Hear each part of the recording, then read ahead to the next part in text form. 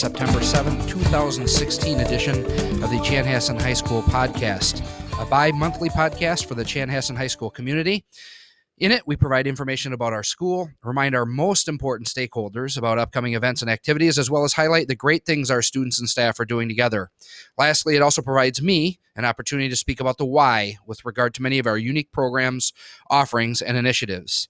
In today's episode, we'll reflect a little bit on the power outage and required cancellation of school last Wednesday, remind you of important tutoring services available to our students, and talk about an upcoming ACT prep offering for our junior students.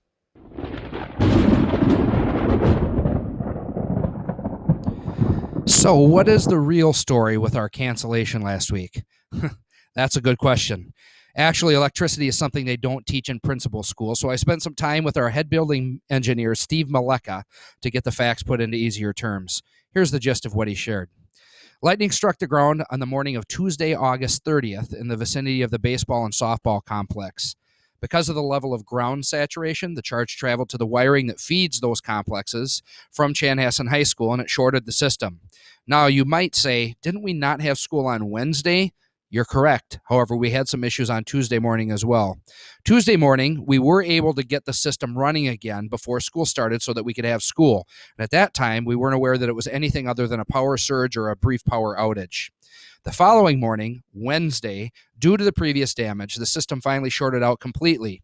Between the time of 6:15 and 7 a.m., we had significant issues as the electricity and our generators powered on and off over a dozen times.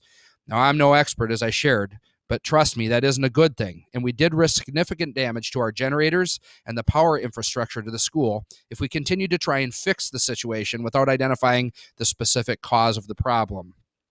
On Wednesday, it took 7 of our engineers from the district and also contract electricians to be able to isolate the power system that was the cause, disconnect it, and isolate it from the main building. You might not know that it was 9:45 p.m. on Wednesday before we had power again. This week, electrical work is starting on site, and we hope to have it completed within the next 10 to 14 days. As I've shared previously, we do not expect any further interruptions to our school year as a result of this work. As a reminder to you as well, we make decisions about the closing of school and take those decisions very, very seriously. In this instance, obviously, we were pressed by a variety of factors, but at the end, it's always our goal to get communications to you, our parents, as soon as we are able.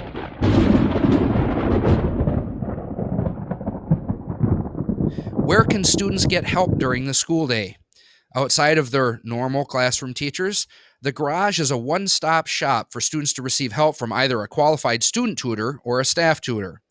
Attached to the email I sent with the link for this podcast was an hour-by-hour schedule of which peer and staff tutors are available and when. It also includes information about what they are comfortable tutoring students in. Last year, students accessed help over 1,500 times during the school year. I have to be honest, I have had some parents ask if that's a good thing, and my answer is always emphatically yes. Remember, approximately 95% of our students attend a 2 or a 4-year school when they graduate, and my question is, don't we want students to learn that skill of asking for help before they start racking up those tuition costs? And for those who are going to work, don't you as future employers want to hire people who seek out resources on their own when they need help? I think you do. That tutoring schedule is also available on our website, and any student who wants assistance can simply ask their teacher for how to access the garage, or they can also stop by the loft and find Mr. Matson, our academic support counselor. Mark your calendars, parents of our junior class, for Saturday, October 15th. From 2 until 4 p.m. that day, we will be partnering with Ferguson Tutoring for a free ACT presentation entitled Finding Your Comfort Zone. Highlights will include a test overview, sections on why, when, and how to prepare, and then an examination of the 5 major ACT sections.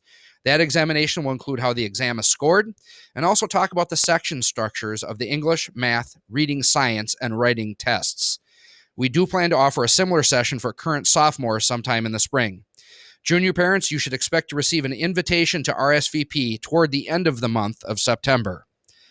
I do hope you've enjoyed this edition of our podcast today. If you have topic ideas or questions you would like addressed in a future edition, please email me at doorwayt@district112.org. Peace to you and your family, and go blue.